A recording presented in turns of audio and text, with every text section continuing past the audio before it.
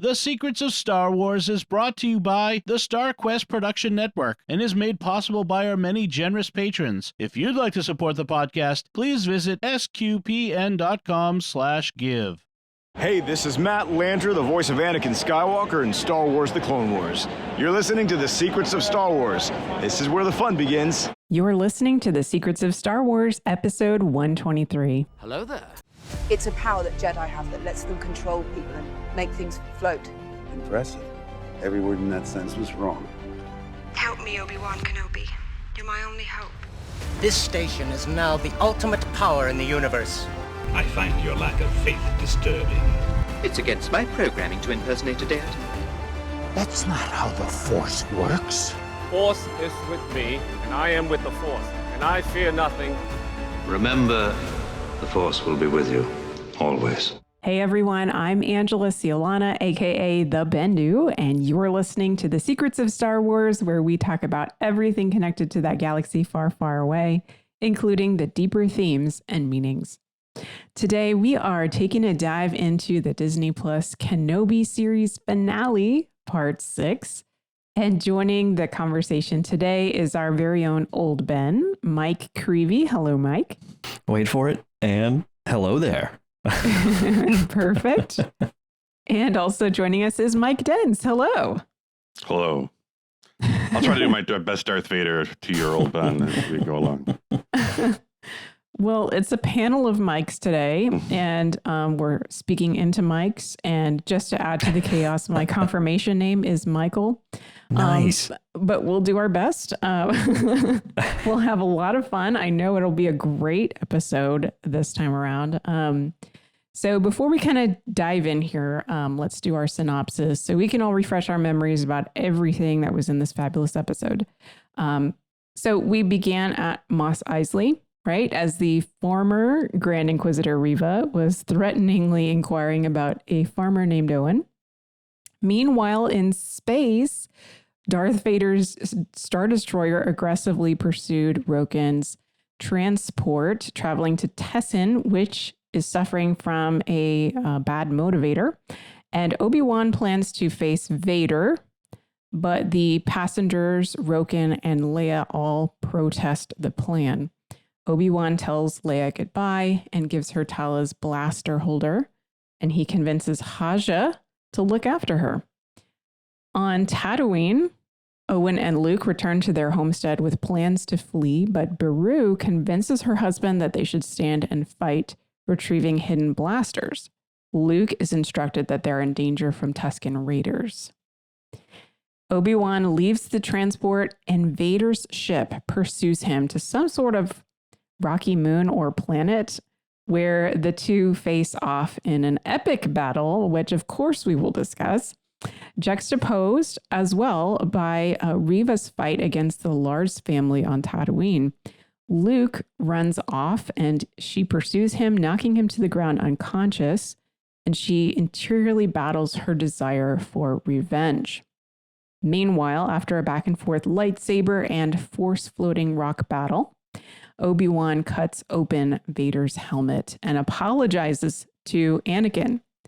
He leaves the injured Darth and, after sensing that Luke is in danger, hurries to Tatooine. There he finds Owen and Lars looking for Luke. Soon after, Reva appears over the horizon, carrying Luke back to his adopted family, and Obi-Wan counsels her in her anguish. At Vader's fortress on Mustafar, we watch as Vader assures Darth Sidious via holocall that Kenobi means nothing to him and pledges his service only to his new master. On Alderaan, Princess Leia is safe again with her family and is reunited with Lola and Obi-Wan, who reveals to her a bit more about her parents and instructs her to keep their relationship secret because of possible danger to either of them. Finally, back on Tatooine, where it all began, Obi-Wan tells Owen that he and Beru are all that Luke needs. He briefly meets young Luke for the very first time, and then rides off into the desert, where he encounters the vision of his old master, Qui-Gon, who beckons him to follow him off into the sunset. End scene and cue epic theme music. Right. So, okay, guys, tell me about your first impressions of this finale. C or D? All right. C or You go D? ahead. Yeah. Oh, D. Okay. You go ahead. I thought you were giving it a grade. I was like, no, wow. no. Okay, I'm like let's Mike hear C it. or Mike D, but I'll just go. Yeah, I was out of breath. I was so excited. My daughter kept me up until 3 Eastern time, and I watched it. I've never done that before, but it was so worth it. And I was just like, I think the first thing that I was upset about is I knew there was nobody I could talk to about it because, no one else had seen it except the people who just watched it like I did. So there was no talking to you guys, no one to Facebook page, nothing. And I just wanted to see what other people thought of it. It was very much reminiscent, and I'll explain this in a moment, of the end of Return of the Jedi, when I had to deal with sitting through Ewoks so I could get back to the battle in the sky and in the Death Star between Luke and Vader. I didn't really enjoy the Tatooine scenes all that much. I mean, it was curious to see what might happen, knowing that Reva is the only one who could possibly die. Well, I knew that obviously Vader and Obi-Wan couldn't die either, but wow, we could just spend the whole show on the duel, and I'm sure we will. So I was just so pleased. I had to write down immediately all the things that were answered through the action and the dialogue, to just kind of tying up different loose ends and giving a real purpose to the series through that episode. So yeah, I was really excited.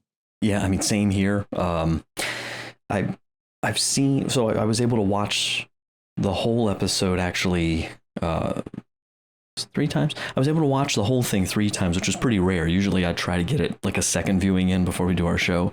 But not only have I seen it 3 times, but I've watched that not the whole fight, but the exchange between Obi-Wan and Anakin / Vader 3 or 4 times beyond that. I just keep going back to, because there's just, so I'm excited for when we get to that part, because there's just there's things in that I never knew I wanted to see. Right. Things that any concerns I had about I don't know. Yeah, I guess concerns I might have had about possible plot holes or possible problematic stuff with the canon, and that's pretty much just all faded away. There's a few things I'm still wondering about, but I'm gonna want to probably in the next week, I think, watch A New Hope to kind of see how certain things play out, or just to see how that fills in. And I'll just throw this out there right up front. And we'll get to more of the details later, but my biggest hang up this whole time, which I've mentioned in several shows, namely the whole but what about Bail? And obviously now there's all these all the way up to the Emperor himself, who just flat out know that when there's trouble, Bail contacts Obi-Wan. I'm pretty okay with that, and I'll say why probably a little later. So I felt it tied it up nice and neatly, and I got my hello there that I've been waiting for. Wow, yeah, that was so satisfying for so many of us, I think. Yeah, I would say for my first impression, it felt like a movie.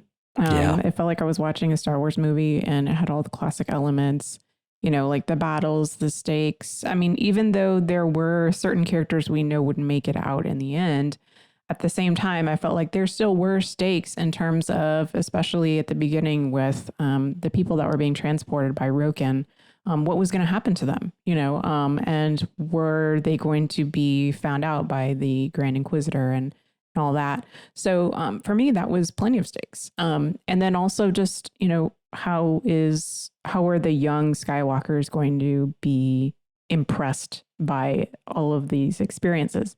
So, heroes, villains, emotional, interior struggle, spiritual themes.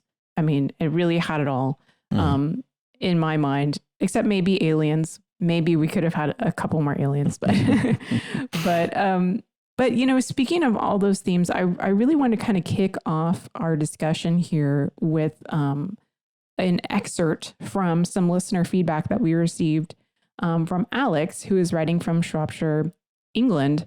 And Alex's family has recently suffered a very difficult challenge and found this series to be a great answer that has helped Alex through that journey. So I'd like to kind of read a little bit from that email. Alex says, I found myself relating in a very strong way to Obi-Wan in episode 1, watching him carry out his day with the drudgery of one still reeling from a near fatal blow really resonated with me. I understood the jealous guarding of emotions, the walling off from any connection with others, and the desperate prayers in the dark that seemed to fall on deaf ears. Obi-Wan's life was like the lament of the psalmist. I have become like a pelican in the wilderness, like an owl in desolate places. I was gripped by how much his guilt and obsession with the past prevented him from seeing beyond the moment. He lived one sad minute after another, only to wake up and repeat the cycle again the next day. And Alex says, by episode 3, I realized that this entire series was an examination of the virtue of hope. When one is in the depths of hopelessness, confidence is a distant memory, and the world is viewed through the lens of doubt and fear. It is only through moving from one's own failures, perceived or not, to exploring the possibilities of the future that moves one ever so slightly from despair to hope.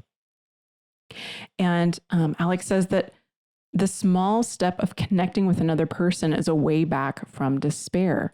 As the episodes progressed, the hope grew in Obi-Wan's heart. I believe his reaching out to the Force in a desperate attempt to save Leia was the turning point in his life. Alex also says, by the end of this series, Obi-Wan has finally accepted the loss of Anakin, as well as the Jedi Knight he, Obi-Wan, once was. It is only when he releases Luke to be raised by his family and leaves him to the care and keeping of the Force that Obi-Wan can finally see his master who was with him for 10 painful years. Qui-Gon Jinn was not absent, he was obscured by Obi-Wan's despair. One aspect of the series that really has helped me is my knowledge of who Obi-Wan will become. He will not always be a faltering lost man lacking self-confidence and courage. One day, he will be a great Jedi Master who will guide a young Luke Skywalker to his destiny. Happily, he will also reconcile with Anakin, and love, understanding, and forgiveness will conquer the pain, loss, and betrayal that has so controlled both their lives. And so, I really want to say thank you, Alex, for that amazing feedback and for sharing your experience of how this series has helped you personally. And, as we, the hosts or the panel, were kind of talking before the recording that, we also have some of those things in our lives as well. And, of course, there are some things that are very personal that we're just not going to share on a podcast. But it's great to know that we can all pull those things from this amazing series. That's why we have this podcast. So guys, I kind of want to throw it to you. First of all, with this idea of the series being a study on the virtue of hope. Did you pick up on that theme as well? And if so, what did you see in the story or in the character development that, has really kind of resonated that theme with you? I think I wasn't expecting to have this pop in there, but in episode 7, in the movies, that is, in The Force Awakens, when they're at the table talking to Maz Kanata in her castle, and I thought there was a really interesting thing she brings up that's just so contextual for like all of Star Wars when they have her talk about that, saying to Han, like, you've been running away from this fight, and there's this discussion about like the fight, and what fight is she talking about? She's like, the only one, like the light versus the dark, this is, doesn't matter where you are, doesn't matter where you are in the timeline, doesn't matter if you're a Jedi, if you're a smuggler, if you're an orphan, scrapper, if you're, whoever, a Wookiee, like whatever the case, that, you have this as we all do, this grappling with the light and the dark in us. And I love, from a Catholic perspective, I teach on eschatology a lot. And one thing I continue to meditate on a lot, because it comes up all the time, is that it's the church is grappling with the last things and thinking about sin and death, death, judgment, heaven, hell, purgatory, that it's fundamentally kind of rooted in this meditation on the virtue of hope. And how what I always teach my students is we always have this kind of scale, or this spectrum, where there's a lot the church says about all those things, but I think what it really oftentimes boils down to in our own journey is to avoid the extremes of despair or presumption, and so we always come back to that, where, if you just sort of presume everything's all hunky-dory and everything's just going to be fine, that's more like optimism, and that's not really what hope is. And it very often lets you down, and it keeps you off your guard, quite frankly, because you just sort of blindly go through just pretending that all the darkness isn't there, or that everything's just going to be fine for you no matter what you do. And that's not true. But also, I think maybe the more dangerous extreme, even a little bit, is that despair. Nothing could ever get better. It's always going to be like this. It's pretty much over, that attitude. And so, long story short, I think she's right. And the last thing I would say is just, I was really captivated by that moment when he's holding back those stones, from crushing him, that incredibly kind of profoundly, what's I'm looking for? It's like a huge metaphor for him, right? Like that's that moment he's literally about to be crushed by all of it. And it was so brilliant how he's thinking, it's all those internal thoughts, it's all the darkness, it's all the failure, it's the Anakin, the past. And it's right. I think she's right. The moment is that switch where he's thinking about the present and the future, about the kids, right? About Leia, about Luke, about everything that Anakin and Padme meant to him is now in these kids, and it's amazing how that's just this light, like he said earlier, like the light flipping on the light, how it feels when you turn the light on in the darkness. So I really thought it just brought it all together. That's just what I would comment on. I think it's neat that, and I really, I'm not always looking for these meanings and this depth. And I think that, non-Star Wars fans would laugh, okay, yeah, your deep Star Wars stuff. But you have, if we're going to see, and the Christian themes are dripping in Star Wars, and we could talk an awful lot about that. But here you have a child who dresses in white. She's a princess, and she's his strength, and she just keeps on, wearing on him in a sense of, she's the hope, and she is kind of that hidden hope in those, when we hear A New Hope as the first Star Wars, we're often always thinking of Luke, and we kind of forget about Leia. And really, Luke would just still be farming somewhere if it weren't for Leia. I mean, she's the impetus that does everything for him, and whether it's the one who got him off of Tatooine or the one who probably, led him to stay, whether he knew it was his sister or not.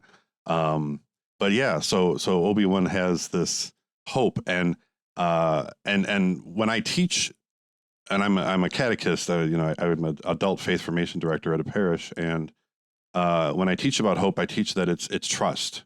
Our world has taken hope and turned it into wishing. I hope I win the lottery, or I hope my football team wins. And that's, whether it's the optimism you were talking about, Mike, or whether it's just, wishing. But we think of trusting, and an Obi-Wan begins to trust in the future, or hope in the future, that, oh, wait a minute, all the best. And he tells Leia he spelled out for us all the best of those two who are gone. And they're all gone. I mean, every Padme, Anakin, Qui-Gon, they're all gone. He's left. Yoda, who knows where he is, but now he sees the best of them in Leia, and maybe, as he starts to get to know Luke, he sees it in Luke too. So, yeah, I think that's a great insight, and it couldn't not be more obvious now that it's kind of been spelled out for a dumb guy like me. No, absolutely. I think it exactly what you're saying. Trust. I see that so much in Obi-Wan's like almost converted self. Sort of after maybe it's, I guess, the midway point of the series where he does save Leia, is that he starts to trust people more. I think really like after he meets Tala and they go through the path and all that is when he really, his trust in people is reestablished. Because even when they're kind of wandering around that planet, he's like, oh, Haja just lied to us and told us there was somebody who was supposed to come here and, you can't trust anybody. But by this finale, we see him telling Roken, like, hey, there need to be more leaders out there and people follow you. So keep going, keep doing what you're doing. And he sees Haja and he's like, hey, I trust you to get Leia to where she's supposed to be. And, he tells even Leia, like, well, you're 10 years old, but you're not always going to be.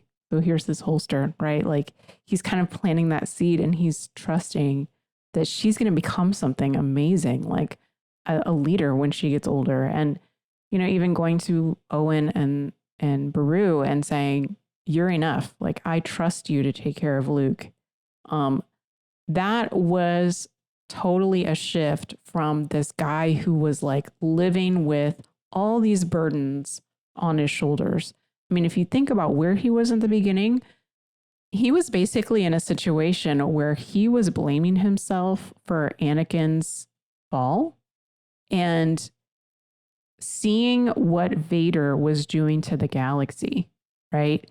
And believing that that was all because of his failure. And that being caught up in the past and caught up in one's own failures is where you fall into despair, right? That's, I think we see Vader, Anakin, very consumed by his past, obviously, but also in the idea of winning. Like if I was writing down the dialogue from that lightsaber battle, and he talks about winning like in almost every line in some form or fashion. Like, for example, that is why you lose. Did you think you could really defeat me? You have failed. Like it's all about winning or losing. And Vader is totally obsessed with winning. And when you're doing that, you're blind to everything else, right? Like, and I think it was Obi-Wan in Under Those Rocks that he was like, we saw he had these thoughts of like how he had failed and Anakin's voice just like ringing through the mind's eye or whatever. And it wasn't until he thought about, as you were saying, the present, the future, that he snapped out of that and he had hope. So absolutely, I totally see that. Did you see any other themes? I mean, do you want to just talk about how cool the lightsaber battle was? Like what else did you pull from that battle? Because I know it was such an amazing thing to watch, but there was so much more in that. The first thing I noticed was it seemed like they had Ralph McQuarrie stills for a moment here and there. When he first got off, you saw the back of Vader and you could see it, and I was just like, is that a painting? Yeah. I don't know I don't know if they just CGI'd it just enough to give you that hint. And then the pullback from the long profile with the woods behind Obi-Wan and Vader coming from a ship was another Ralph McQuarrie kind of stylized shot. And I'm like, wow, that's, I mean, it's funny. We there's criticisms of the post Lucas, filming and whether, the sequels versus, the old guard doing Mandalorian and stuff like that. But that was about as old school as you can get. And no one's ever done that. That was really cool.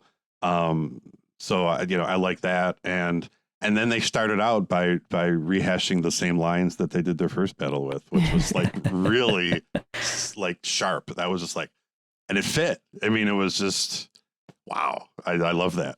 Well, I love how differently the style is, and it's something I regret that I haven't yet had a chance to talk to Thomas, from his sort of like sword fighting sort of standpoint. But I love how it's we've all seen the meme so many times that has that clip of Lucas like saying, it's like poetry, it rhymes, but like it really does. Like it's not just rehashing the old thing. I loved how there were a few little moves, that came through, and they weren't exactly the same, but a few little moves that were echoes of that flashback training scene.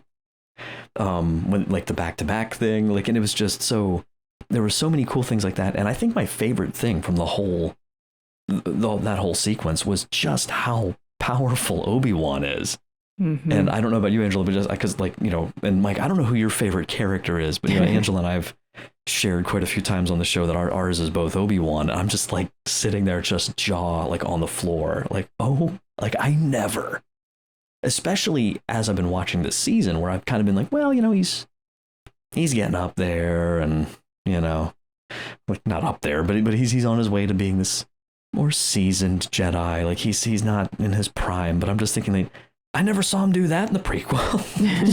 Like, goodness gracious. And I think it was really, I just personally really think it was important.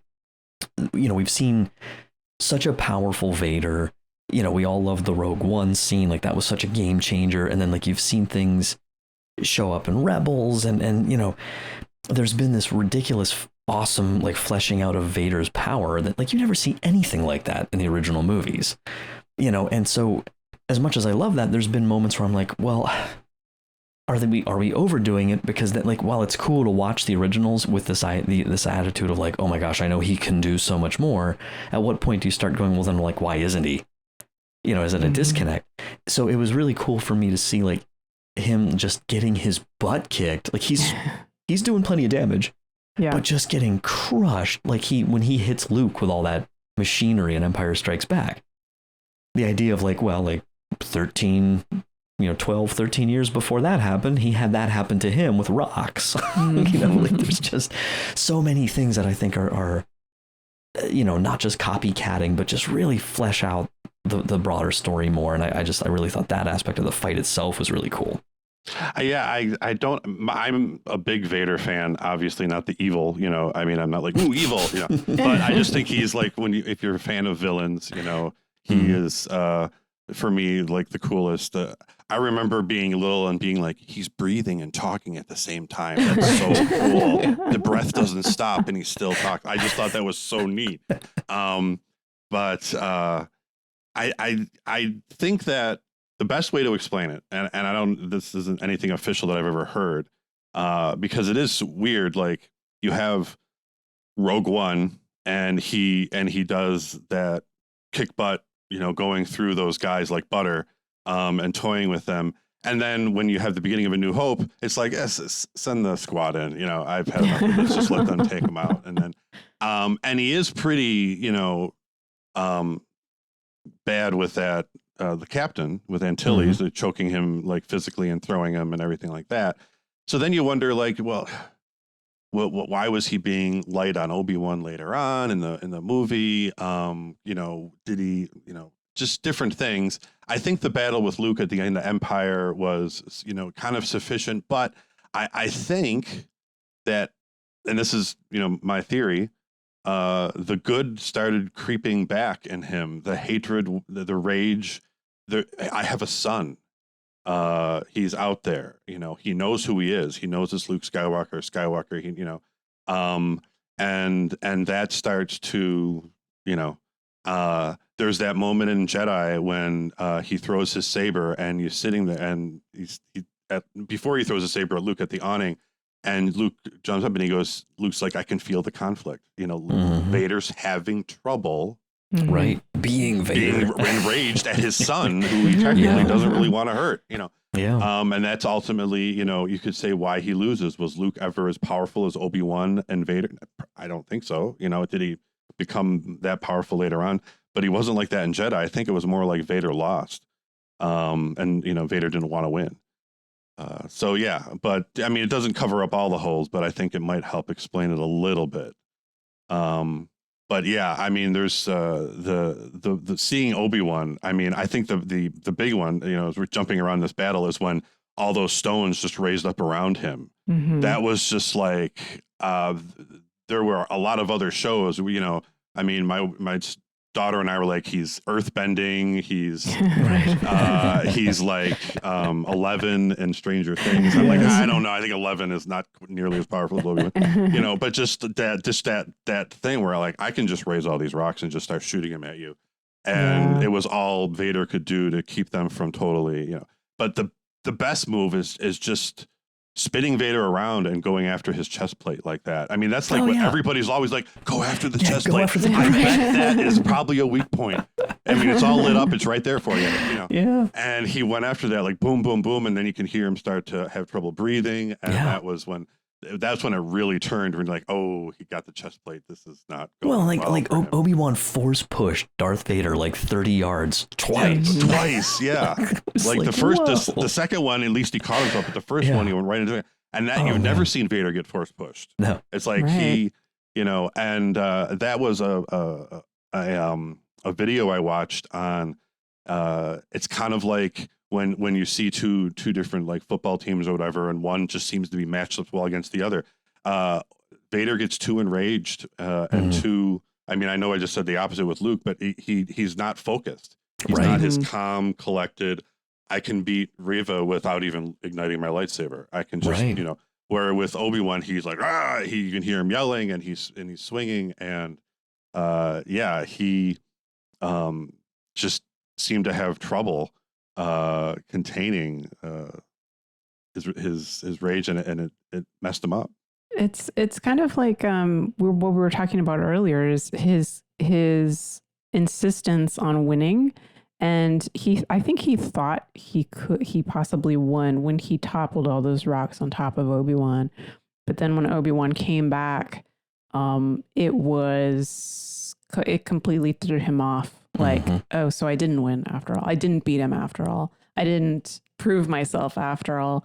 And my master is still the master, and I'm still the learner. And that really kind of like grinds at his gears, you know. And also we have that great moment we've got to talk about where we have this conversation, right, between Anakin and Obi-Wan through the mask in a way, with half of it almost off. And we had that in Rebels between Ahsoka and Anakin.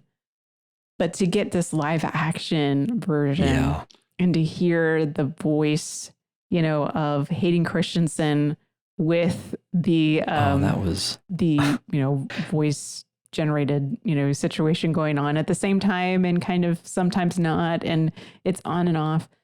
That was amazing. And it really was, you know, I heard a lot of people say, give Ewan McGregor the Oscar right now for this scene. But it was very emotional. I thought Christensen's performance was the best. I mean, here he is. He has to work with half a face that's got a lot of makeup on it. But his eyes, his smile, that was evil. Oh my gosh! You really, for the more than ever before, you were like, okay, Anakin's Vader. Yeah. This is. I see them both there. I hear the voices together. And I can really, you know, because when he went, he said something along the lines of, you know, you're not the one, Obi-Wan. And Obi-Wan was in Vader's voice. And it was harkening right back to any time that Vader would say Obi-Wan in the original movies. And it was preceded just before then by the prequels, Anakin's voice. And it was just like... Did you see too, like his eye changing? Like sometimes it was normal, sometimes it was the red... Sith kind of eye, and like he's very vulnerable, and like there's this like moment of like calm, and they're having this like Obi-Wan's still trying this heart to heart, and you know, you don't know where it's gonna go, and his face is suddenly mostly lit blue, and then that line that just like, I mean, it's still like I kept watching, it's like the hair going up on my neck, because like how he like you said, Mike, like how he turns it into that really just creepy, evil smile. Like as he's like, I'm not your failure. You didn't kill Anakin Skywalker. I did. And like this like, there's like this deliciousness he delivers it with. And it's like, it's still like, because I feel like, we know how his story ends. We're so like, oh, the redemption. Sometimes I think I even like read that back in, like when he's walking down the street and snapping the kid's neck and stuff. And I'm like, is that a little too much? I'm like, no, not now. It's not. Like he is really evil. Like he's the most evil. Like he's the thing you are afraid is under your bed. Like he's like the symbol of all that is, he is Palpatine's greatest victory. And so, I just feel like I don't know. I never imagined, like I said, like things I didn't think I'd ever see, and I think about, no, finish your thought. Well, no, and I think we'll get to it more later. So I don't want to, but just like a little preview of like how we get to that kind of wrapping up a little more at the end with that little checking in with home base, so to speak, that he does. Because I think that really closes up some stuff earlier in the season about, I think most of us are probably thinking about how's this going to do this series? How's this going to sort of help us journey through Obi-Wan's arc, kind of where he was versus where he gets to, and how do we end this season where he's at? I don't think I expected quite the same thing with Vader. Right. I really feel like through this series, you see the change from the really impetuous Hayden, like when he charges in at Reva, like when I think I said in episode, whatever that was 4, it just felt weird seeing like Vader storming around. Cause I'm like, but he doesn't, I'm not used to seeing him do that. I'm used to seeing Hayden do that. And it was so brilliant because it's like, oh yeah, well, there you go. And now there's like this, we're moving in the direction of that more kind of confident, definitely brutal, but like he doesn't have to make a big fuss about it. He can just do these evil things and stay calm about it like he did in the originals. And I think that finally makes sense. Yeah, there's a calmness about Vader that makes him cool, that makes him like calculating and sinister. The way we talked about this on an earlier episode, how he Ozzel got strangled through the intercom, and he's not even moving. He's not doing a finger thing, nothing. And he's actually talking to Piet while he's strangling Ozzel. That's my favorite. I hate to say favorite but it's like, I love the look on Piet's face. Like he's like, because he's looking this over is like, good. This is scary as hell. Yeah, he's like, my boss is being killed. I'm sorry. Yes, sir. I'm listening. Should we help him? Probably not. Okay. It's so good. Yeah. No, it's great. He's as clumsy as he is stupid. It's classic Vader. But so you wonder, like, well, where did this, crazy, emotional Anakin go? Right. And it just, I think a big thing with what we had with the talking with Palpatine, where Palpatine's like, you're this obsessed, and then he's kind of, it's almost like Vader took a deep breath, like he's always doing, obviously, and it's like, okay, no, I'm just going to serve you, and you get more back to the cold and calculating, and not the way he was fighting. That was like Anakin Skywalker's moves, the movement, the nimbleness, the athleticism. You never saw Vader act that way. It was like, right. We can clearly see about all the different alterations of his suit we hear about in different novels. That apparently was his athletic version of his suit, with the way he was able to move. And there was even, this one point where he's holding his lightsaber like a bat. Yeah. And he's twirling his fingers like he's flexing, that's just not a Vader move. He doesn't do that. But he's all like, I know you can't see me, and the people in this podcast can't see me doing it, but there's just that one point when he's doing it. But to go back to his admission that he's the one who killed Anakin, he loses something there. And the first thing that struck me is, okay, now he's taking the blame, and he's kind of letting Obi-Wan off the hook. Why would he want to do that? But it's like he has fully accepted and embraced the evil person he's come. And I'm going, and it'll hurt him even more to know that, I'm not mad at you for what you did to me. I did it. This is my creation. I'm this evil, and I'm proud of it. It reminded me a little bit, it's different, but it reminded me a little bit of the complexity with Crosshair in Bad Batch, where, they're going through the whole time, like, if we could just get his inhibitor chip out, he'll be fine. There's something else that's making Crosshair be like this. And then when he's like that big, like, sort of mic drop moment where he's like, I took my chip out a long time ago. Mm-hmm. You know, and they're like, what? Whoa. You know, it's just this like, ouch, like, what do you do with this now? You know, so yeah, I think that it's more three-dimensional, you know, it's not right as just obvious, you know. But you know what it is, you know. for me, is it's two-sided, because it is Anakin owning his choice, but that also, at the same time, it doesn't do what he wants it to do for Obi-Wan, because what he wants to do is hurt Obi-Wan more. But what Obi-Wan has been suffering from is this feeling that everything was his fault. And it was all because of his own failure to teach Anakin, to guide Anakin the way that he should have. And then to hear Anakin say that, it was like a freedom. It was like, oh, so yeah, so it wasn't all me. It was Anakin's choice to do this. And once you realize that, you know, once you realize that people choose to do things, like, and that you're not responsible directly, like ultimately for their choice, like we have some responsibility to each other, right? Like that's kind of part of our Catholic faith, right? Is that we are in community with each other and we're a body. But at the same time, like ultimately we have freedom to choose. And this idea that Obi-Wan was finally freed from the feeling of it all being entirely his fault, that to me was when Obi-Wan accepted himself, like fully accepted his vocation to be himself. Like, who am I really now called to be? He felt very directionless. Like even when he was in the desert, like it was like, yeah, I know why I'm here. But he didn't feel like a man with a purpose. You know what I'm saying?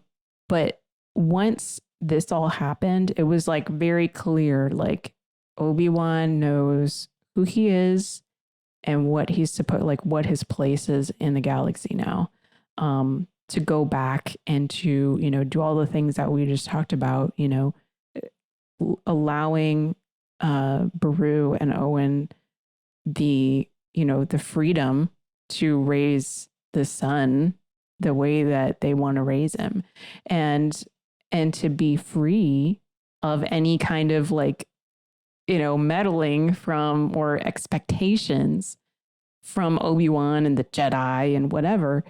It's really, that's what it's about to me, is it's about like vocation and humility versus like expectations of who I'm supposed to be, what I'm supposed to do, right? Those are two different things. Like to accept who I am and what I'm called to do versus like, oh, I'm just supposed to do this. I'm just doing this because this is what everybody says I'm supposed to do or everybody expects me to do. So to me, that was a big theme that I also saw. Which is, I think, kind of how Anakin did the Jedi thing. Right. too. And couldn't get beyond that and, you know, really take that ownership. Yeah. It's interesting. I mean, it's a common trope of the, you know, my protege is, you know, evil, or my child left the church or is a sinner or whatever. And it's not, you know, this guilt, like, what did I do wrong? How did I fail them? You know, whether it's real life or a trope in a movie. And what Vader did for Obi-Wan is what we're all like shouting at the screen, like, it's not your fault. It's the bad guy's fault. I mean, he's the one who chose the dark side. It's not because of you. It's in spite of you, you know, but when you're the actual person who, you know, you feel responsible, it's hard to get outside yourself and realize that. Well, and I think too, like he can, and we, this is like Angela said earlier, because there's some things I can point to in my own life here that I'm not going to, but I think just in general, we all, and if you haven't, you will, you know, we have these moments where, especially if you lose somebody that you were very close to, where, you know, you go through all these different phases with it, these different, you know, struggles, but then, I know in my own life, there's these moments where it's like, you realize without, you know, having thought about it consciously, and there's like this realization where you've been trying to, quote, move on, as if you could ever really cut yourself off from that person, you know, and you can't, you know, it's just impossible, because something of who and what you are is just absolutely inseparable from that person. And what's amazing is you can't change that, but the way you can go through acceptance of that and how to move forward. And I think what's so amazing is this is not about him leaving Anakin behind, like, oh, okay, well, you know, it is what it is. He made his choice. No, it's maybe arguably more terrible and heartbreaking than ever before. Because remember, he thought he was dead this whole time, first of all. Then he finds out he's not dead. Right. He's out there murdering people, and it's so much worse than I ever imagined. But that he's letting go of this, like you said, too, like this guilt, putting it on himself, as if Anakin's choices are ultimately Obi-Wan's responsibility, and they're not. So yeah, I love that idea of that resolution. There's still this pain. That pain's never going to go away, but he can continue to sort of now take these next steps, take ownership for his part of it, you know, but not get that conflated and mixed up before, you know. And I think it's interesting, because then if you go back and watch, as I did before we started tonight, just those scenes like when Luke asks Obi-Wan what happened to his father, you know, and then when they catch up after Yoda dies and Luke's like, hey, remember what you told me? It's like, let's talk about this. And that was really neat to watch those scenes and try to like read into it a little bit, you know. Alec Guinness, who of course never knew these details, of course, because they're recently invented for the story, but you can really have some fun with that and sort of see him, how does he in his Force ghost sort of process it? How's he been, you know, going with it, and the whole like he's more machine now than man thing. And I thought that was brilliant to kind of give us seeds of that, again, by having the dual voice and the mechanics and all that. It's just he's this mixed up, you know, twisted and evil. Yeah, it was so good.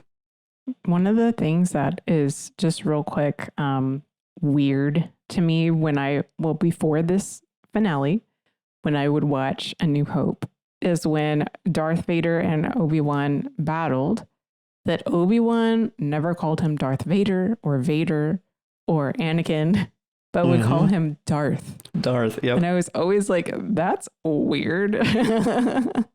Because I have all this backstory, you know, with them. And so you get this finale, and at the end of their conversation, Obi-Wan calls him Darth. Goodbye, Darth. I think they needed that. It's like, okay, he's accepting what the present reality is. It's like, this is someone who has chosen darkness, and I'm stepping away from that now. You know, I mean, that was such a powerful moment, but it also explained something that always bothered me in A New Hope. Yeah, and you could take it further if you want to, although he refers to him as Vader when he's talking out, like not to Vader, but to Luke or something. He only refers to him as Darth, which is kind of a generic, you know, there's Darth Sidious, there's other Darths, Darth Maul. So you're just another Darth. You know, I'm not going to give you the Darth Vader grand title that you were given by, I'm just going to, because he saw that. That was on the screen, you know, when him and Yoda were looking at the security footage, you know, of what happened. And I'm not gonna do that. I'm just gonna give you the generic, you know, demon, evil, whatever, you know, the stupid titles that you Sith give each other. So I mean, there might be something to that. It might have just been the way Alec Guinness decided to say it, or Lucas wanted him to say it. But you could look at it that way, and that's because I was thinking about it. Like, why not just call him Vader? Well, because, you know, Darth is just more generic and more and not as grand. And that reminded me of something Peter Kraft has mentioned a couple times in some lectures and some books, and it's just interesting, and I think it ties into Star Wars so well. This part of the deception that the enemy throws at us, and certainly, you know, Palpatine within the Star Wars context does, of this false idea that if you're one of the good guys, you know, if you pursue the path of light, or in our case, you know, if you're trying to, you know, live the life of a saint, you know, that's going to be drab and boring and uniform and rigid and uninteresting. And it's exactly the opposite. it's, the saints are the ones who are vibrant and unique, and no two of them are the same, like different pieces of glass in a stained glass window, so radiant and unique and rich and different and unified at the same time. It's the great tyrants who are all one trick ponies. They're all identical. There's not really a difference between Mao and Hitler and Pol Pot and Saddam Hussein, like people you think of from history. And that's all of Vader's desire to be this like iconic figure. Yeah, he's scary, but so was Maul. He just didn't get the influence. Sidious is really pulling the strings, but he's just kind of more of the same. So I think that's a neat idea there too, of that, you're just one more of, this twisted sort of, playing out. I want to also mention and we've touched on this before, just because it was cool that they had real lightsabers, but the way that in the filming of it, they can use the lightsabers as actual lighting of the shot, which is brilliant. And you get an awful lot of great Ewan McGregor hair in front of his face, shadowing his face kind of shots that are really like just kind of neat and almost like, that's what it would be like. You wouldn't be all like perfect. Like, you would be kind of scruffy and things are flying. And there's the one shot where you see the crossblades in Vader's eye, which was just, I loved it. And also the overhead shots with these long trees and everything. They had some like overhead shots of the two of them fighting, which was almost like video game-esque, but much better. That I enjoyed seeing. I wanted to make sure I didn't forget about that. But we were talking a little bit about some things that got explained. And I always wondered, how did Vader get struck in the head? Because that didn't happen in his battle with Obi-Wan on Mustafar. Was there another thing? And they explained it. He got hit in the head, and the helmet took most of the blow, but there was still a good gash there that was there in Return of the Jedi. So that was interesting. We already kind of talked about how, who killed Darth Vader or who killed Anakin. Well, Darth Vader did. He told me so. So it kind of gave more credence to that weird explanation he gave Luke in A New Hope. And also the basically Obi-Wan losing hope in his hope's now in Leia and Luke. It's no longer in Anakin. And so he can say that Obi-Wan once thought as you do to Luke down on Endor. And Vader knew it. It was interesting that Vader, Vader, Obi-Wan once thought that I was good, and I convinced him otherwise. So it all that stuff tying together is nice. I'm just laughing, Mike, because just one quick other thing, because I was thinking back to especially Luke and Obi-Wan on Dagobah after Yoda dies, and when like Luke criticizing him, and you can almost go back and have Obi-Wan stance, and like when he's like, certain point of view, and like they're having that whole argument. He's like, "Look, your father told me that he killed Anakin Skywalker." I'm just telling you what he told me, But I just, before I forget, this kind of looping back with Angela, I just want to throw in there, if I may, when you said at the beginning about the movie quality of it, that's one thing I said to my wife. I don't know if criticism is the right word, certainly not of this episode, but I said like the show in general. I definitely think. I wouldn't want to cut anything from it, but I think some of my initial, like, as we were going through it, some of the things that I was like, I don't really know. I think because it's not episodic like Mandalorian, and Mandalorian, of course, has its big plot, but I just think, Mandalorian is still my personal favorite kind of live action Star Wars show. I think because it's so good at that, and for other reasons, but like where you have these like each episode does have its own kind of thing, but there's a bigger thing going on, and this really isn't like that. So it did feel much more like a made for TV movie, and I would love to see it. Like when you guys recommended, you and Father, had said about like kind of binge watching some of it or rewatching episodes, 1 through 5 before this. I did end up doing that, and that really helped a lot. So for any listeners out there, I would just recommend that if you get a chance and you get like 3.5 or 4 hours or whatever. I mean, it was a long block, but if you can split it half and half or something, but try to do like a pretty tight watch through it. It really did, open some stuff up and I thought connected it a lot more. It's interesting how they used to call this a space opera, and because it all connects, and we get a lot more of that kind of cliffhanger serial kind of TV now that we can have things on Netflix or Amazon Prime or Disney Plus or whatever, where you could just kind of watch what essentially would be a really long movie all at once, as opposed to the stuff I grew up with in the 80s and stuff where, there was, sure, Dukes of Hazzard had following, everything. They never changed their shirts, but you still had a show with a beginning and ending in each episode. I'm joking. Dukes of Hazzard's a horrible example, but you know what I mean? You would have certain things that would develop, like in Cheers, Sam and Diane, had a relationship, but every episode also had its own story that was going on that was entertaining for that night. You didn't have to wait till next week. Where, yeah, you're right. This definitely had more of the, well, that was cool, but boy, it's really not individual stories as much as it's a whole big thing. Something that I feel like we would be remiss if we didn't talk about was Reva's ending in this series and finale.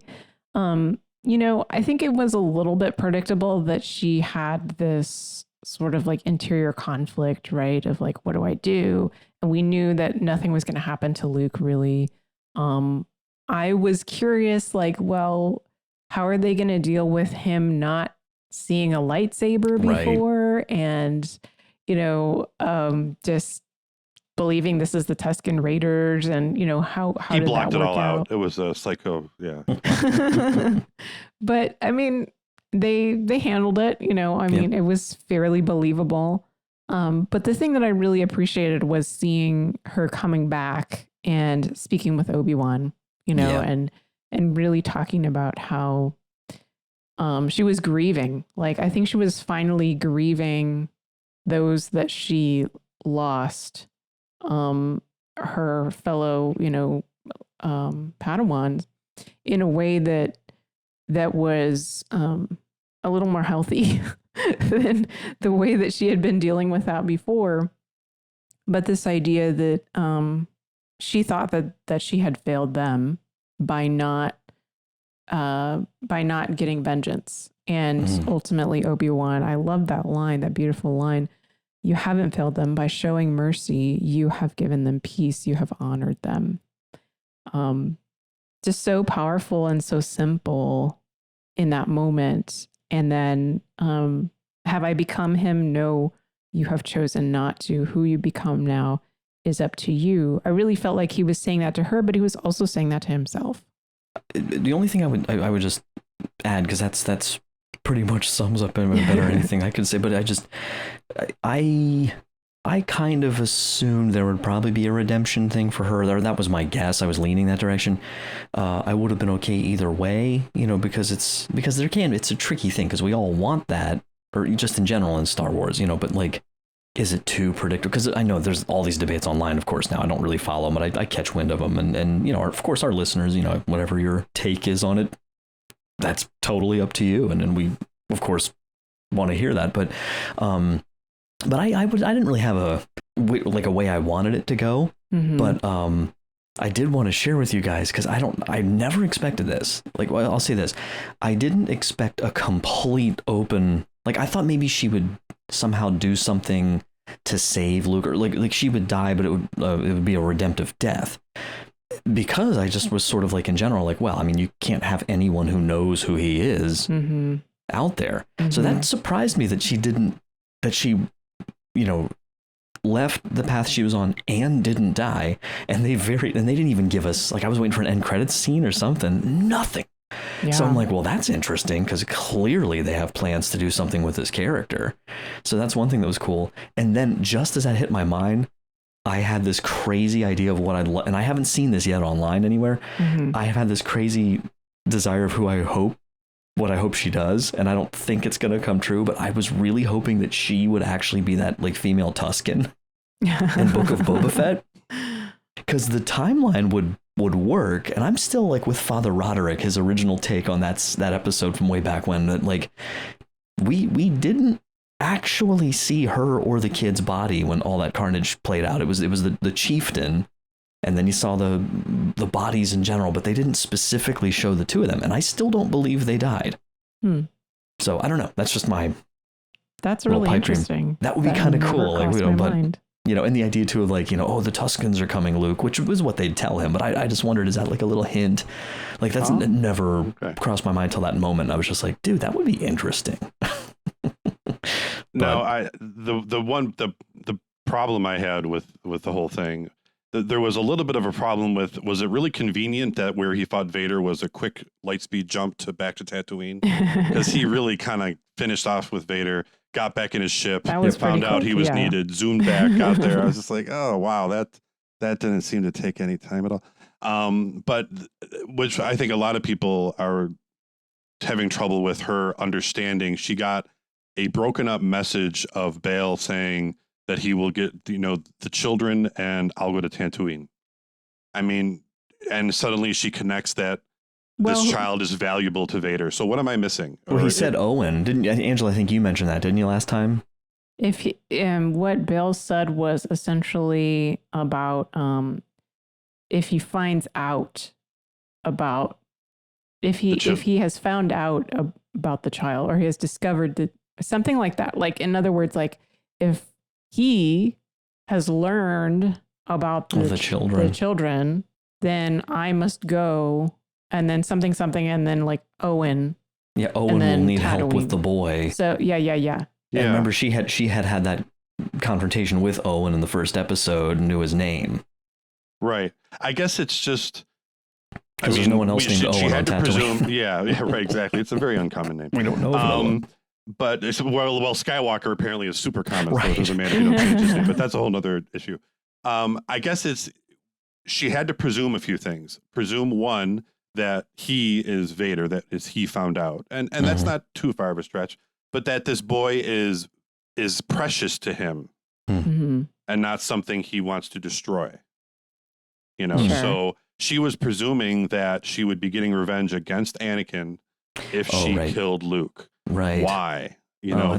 Why is he valuable to her? Because just as well, like, children, must be his son. That's a jump. That's a big thing. And to presume that. So I thought that was, a little weak. Sure. I wished it would have been like more obvious that he'll find his son on Tatooine. I mean, just give it to us in a simple way.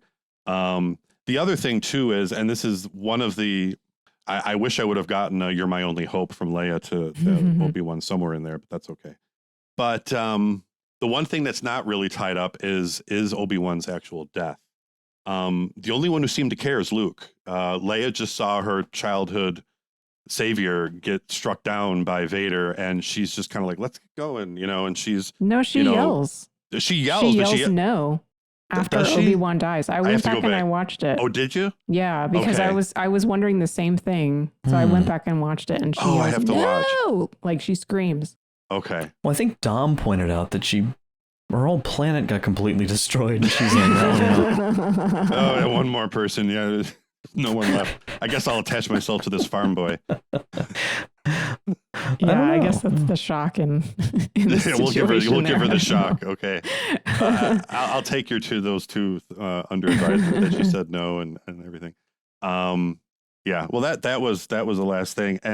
And also, and I don't know anything about him, but apparently Andrew Stanton has, when he's tied to one of these episodes, the dialogue and the writing seems to be much better. Mm-hmm.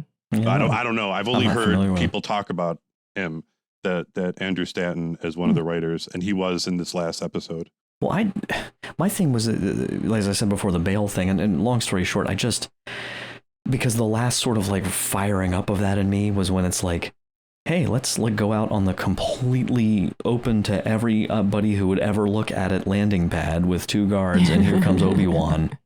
And I was like, guys, like what, and then I thought, well, hold on, because then like Vader's exchange with Palpatine, and he's like, we're going to go, burn the whole place down. Like, I'm going to leave no stone unturned. And I wrote down Palpatine as a mentor in my notebook, because one thing I did think was like, isn't it interesting? Here's this like guy who's basically like the devil incarnate in Star Wars.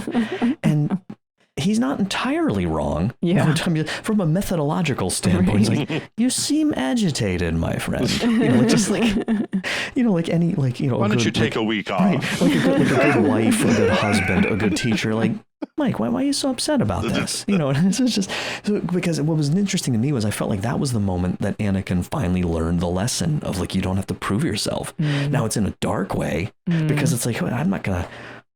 And that, Mike, I think gets to a little bit of the original trilogy stuff of like getting towards that Vader who's like, that crap's beneath me. Like, I'm not going to go, I'm on the big picture mission. Like the Vader who's going to show up at the end of the Scarif battle when like all hell is broken loose. And I love it. I rewatched Rogue One recently. I love as they're all making the jump and all of a sudden his Star Destroyer appears and like one of the ships making the jump just busts into it and shatters into a million pieces. It's like, and then he's just like, all right, what's going on here? Get me a shuttle, you know. So occasionally he still does go in and get his hands dirty, but he's like, I don't have to. Right. Like, I am like, we are the Empire. Like, we have done what we've done, and everything else is like, I'm not going to keep obsessing over the one that got away. And so with that in mind, I was kind of like, okay, yeah, they know about Bail. You know, keep some surveillance on them, but they got, like, who cares? You know, like what's Obi-Wan and Bail? What are they going to do? If they do anything, we'll swat them down. Right. Next time, I won't let the ship with the younglings, you know, get away. You know, just I think that worked for me. You know. Yeah. And that's why maybe when he's on the Death Star, like you get the impression he hasn't even given Obi-Wan another thought. You know, he's just like a offhand, like I sense something. It's like this, like. Almost like when you get a smell or something, like, what is that? You know, but he's not like, where's Obi-Wan? Where's Obi-Wan? Where's Obi-Wan? It's this different, like, that's true. Oh, yeah. A presence I've not felt since, Now, I'm still a little like, presence I've not felt since 9 years ago, not 19, but, well, that's okay. 9, yeah. Hey, 9 years ago. That's a bit of time. Yeah. A lot changes. That was when I had to remake my suit for the 14th time. It's like now I have a mask that goes the whole way over my head and a helmet, not just one helmet, because I need more protection under there. I don't know. Exactly. And he's much more clear. He's just waiting for Obi-Wan. He knows Obi-Wan's not going to try to escape. Yeah. He's, you know, the whole thing. I mean, because Vader planned on them escaping too. It's like, you know, Obi-Wan was trying to be the distraction and Vader's like, sure, we're going to follow him. He almost has like more of a respect. I mean, again, it's twisted, it's evil, but he almost has more of like a, you know, agree to disagree type respect for the Force. Like, because when Tarkin's so dismissive, like, oh, surely he must be dead. And he's like, don't underestimate the Force. Like, there's this like, it's like he respects the light side a little bit more. There's this, it's a much more refined villain. Yeah, that's all. I mean, yeah, this episode really helped to kind of tie all those things up. And, you know, one of the things that we were all sort of waiting for throughout this whole thing was Qui-Gon. Yes. And we finally got Qui-Gon at the end. And I just loved it. It was a very Jesus moment for me. I don't know about you guys. I thought it was a really Liam moment. Just the attitude. When there was only one set of footprints, I was carrying you. Right. I just love it. He's looking like he doesn't care. He's just like, oh, it took you long enough. Oh, man. Yeah. I thought we agreed to meet by these rocks. Where were you? Well, my wife and I, we were laughing because he looked good, but you can definitely tell, like, you know, Liam Neeson's, he's 70, you know. But I was thinking, I was like, well, wait a minute.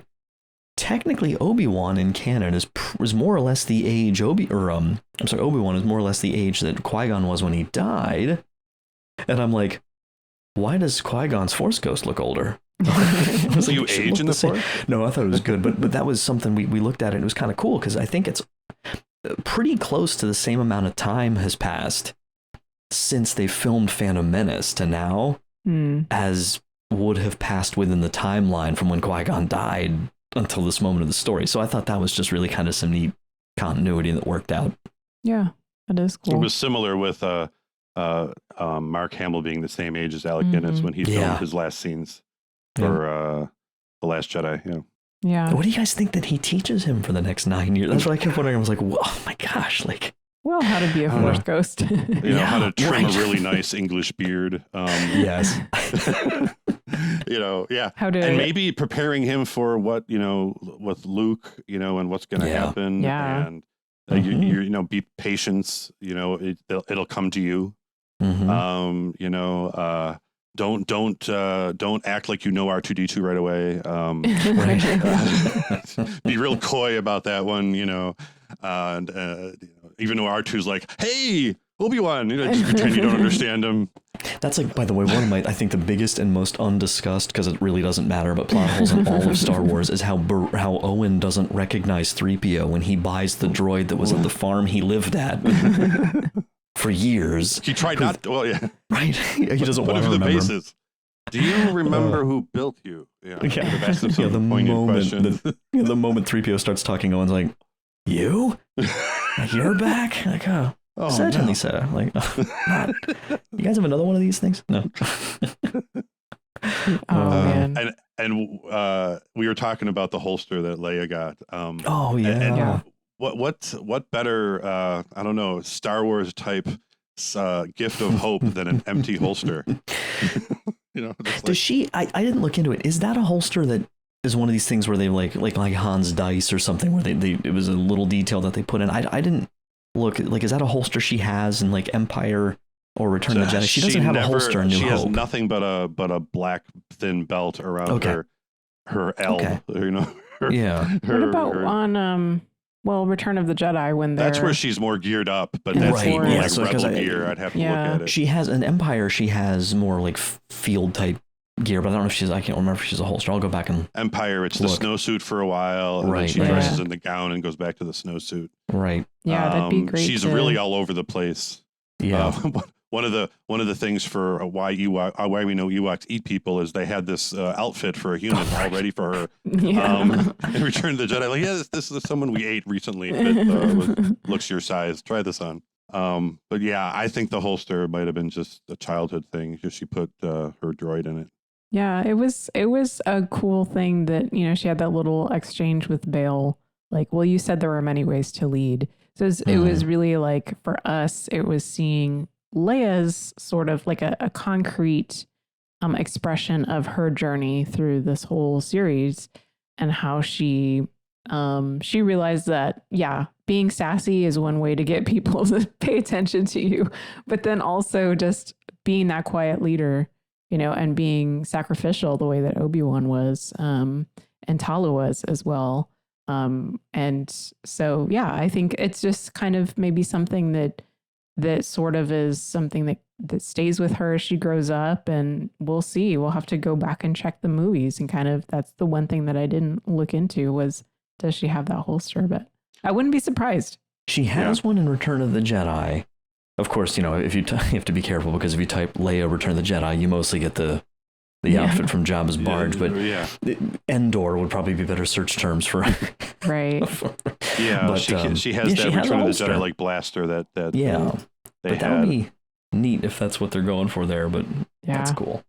All right. Well, any other reflections? Anything we missed? I think we covered all my notes. Well, yeah, I'm just excited for there's of course nothing but speculation at this point, but like we do know that Hayden is, you know, officially casted for the Ahsoka series. So now the question is, like, will they finally make that seemingly, it's been explained, but that kind of like, I don't know how I feel about replacing Sebastian Shaw with Hayden at the end of Return of the Jedi as a Force Ghost thing. Yeah. Well, okay. Well, now if he can show up as a Force Ghost, I'm cool with it. So, we'll see. I mean, personally, I think that would be cooler. I would want to see that more than like flashbacks. You know, I'd like to see both, but like in Ahsoka, if we're trying to drive that story forward and connect it to Rebels, and we've already seen this, you know, little hint at this connection between Ahsoka and Luke that's been developing. We don't know anything about it. I just think there's so much cool territory here for this, you know, like this redeemed Vader's ongoing, you know, contribution to the fight, you know, rather than just like, I threw the Emperor down a hole and now I'm a Force Ghost. Great, but I'd like to see some more with that. I think it'd be really a neat territory to explore. Almost not like a purgatory thing exactly, because this is like he's saved already, it seems, you know, and it's not exactly the analogy, but that's just something I think would be really. I think it would be cool if he continues being her master. He's like back, and just like Obi-Wan got training from Qui-Gon as a Force Ghost. You could go back to that. That would be really cool. As long as they de-age Hayden a little bit better. A little bit, yep. Well, I mean, I suppose he could blue type yeah, thing. I don't know if it's really as noticeable. I mean, it was great that they had him. I don't know if they had a really great bald cap and get him the short hair back with his little tail and everything. But he's close enough to 50 to just not be quite. Is he 40? He's got to be 40 something. Mm-hmm. Well, wait a minute, because Well, yeah, because I was going to say that what's interesting is when Vader dies, I believe in canon, he's like in his mid 40s. Mm-hmm. And Hayden's like 41, but his Force Ghost, as Lucas said, is this projection of him when he was at the height of his sort of, goodness in his early 20s. So no, they got to de-age him a tad, I think. So. Mm-hmm. Yeah. All right. Well, I mean, there is so much to look forward to. Oh, yeah. Maybe I don't know if we'll have a season 2. I don't think we'll have a season 2 of this, but there is speculation out there that is possible. I don't know if they would do a whole season of Obi-Wan learning Force things. It would have to be more Inquisitors and Darth Maul. Yeah. So we'll see. Oh, yeah, that'd be cool. Yep. So we want to hear from you all out there. Tell us what you think about the finale, about Kenobi, about what's coming up in Star Wars. Email us your thoughts at starwars@sqpn.com. Just like Jonathan did recently. Thank you, Jonathan, for your awesome email as well, telling us about your family's adventure at Galaxy's Edge. Very cool. Also, if you all want to comment on our Facebook page, you can do so at facebook.com/StarQuestMedia. We are super grateful for a few people, Chris D, Adam B, Mark B, Nellie B, and Lynn Z, who are all patrons. They are people that keep our podcast alive. And if you want to join them and support Secrets of Star Wars and all of our great shows, go to sqpn.com/give. All right.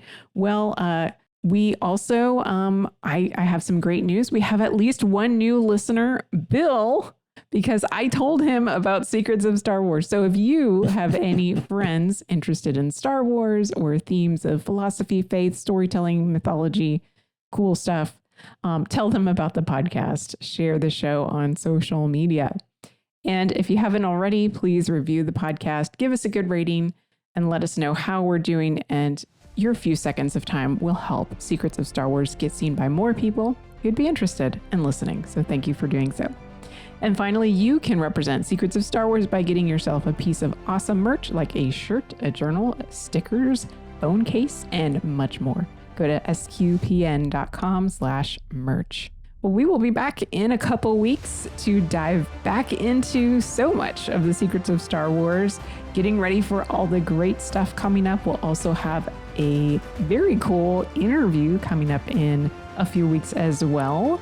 So until next time, Mike Creavey, thank you for joining us in sharing the Secrets of Star Wars. It's my pleasure. And thank you, Mike Denz, as well for joining us. Very welcome. And once again, I am the one in the middle, Angela Sealana the Bendu.